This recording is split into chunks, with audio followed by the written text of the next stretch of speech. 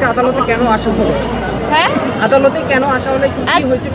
আজকে তো আমার জেরা ছিল ভাইয়া। 12টার সময় আমাকে বলা হয়েছে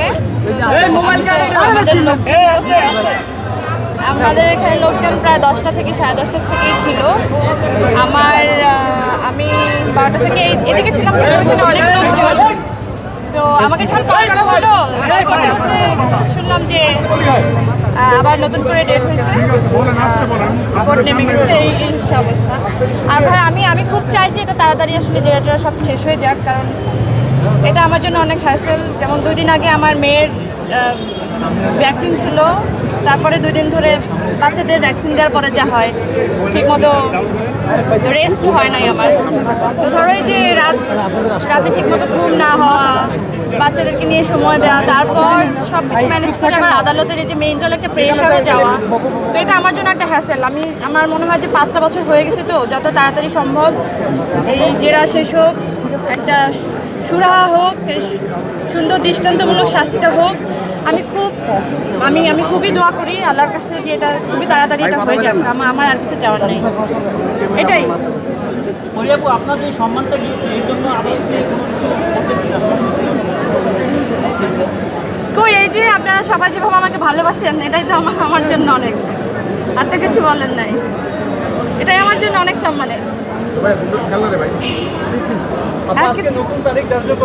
হ্যাঁ,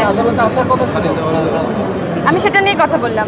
আমার মনে হয় যে আগামী যে ডেটটা পড়েছে সেটাতে ইনশাল্লাহ একটা ঠিকঠাক মতো একটা জেরা টেরা হয়ে আসলে একটা সমাধানে আসুক। আমার যেটা মনে হয় এটা রায় হয়ে যাক, রায়টা যত তাড়াতাড়ি হোক সেটাই আমি চাই, কারণ আমার জন্য অনেক হ্যাসেল এগুলো।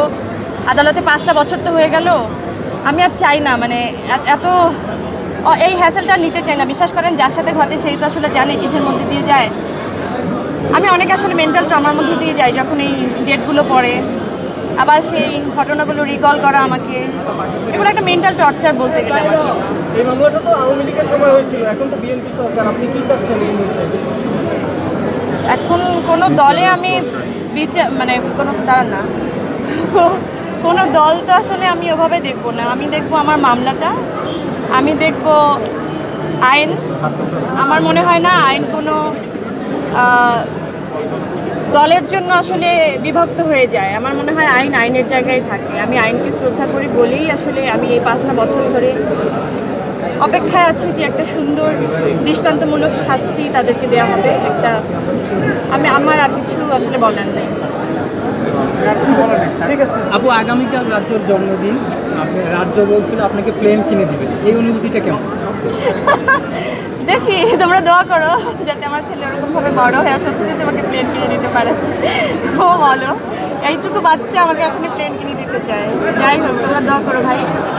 আর দেখি তোমাদের কিনে একটা গেট টুগেদার করার প্ল্যান করতে পারি, এর মধ্যেই আমি জানাই দেবো। আমার যে ছোটো বাচ্চাটার হচ্ছে ভ্যাকসিন চলতেছিল, তো ও 2 দিন ধরে একটু সিক, এই জন্য সব কিছু প্ল্যান করে উঠতে পারি না। আর তার উপরে আদালত, সব কিছু মিলে একটু মেন্টাল ট্রমার মধ্যেই ছিলাম।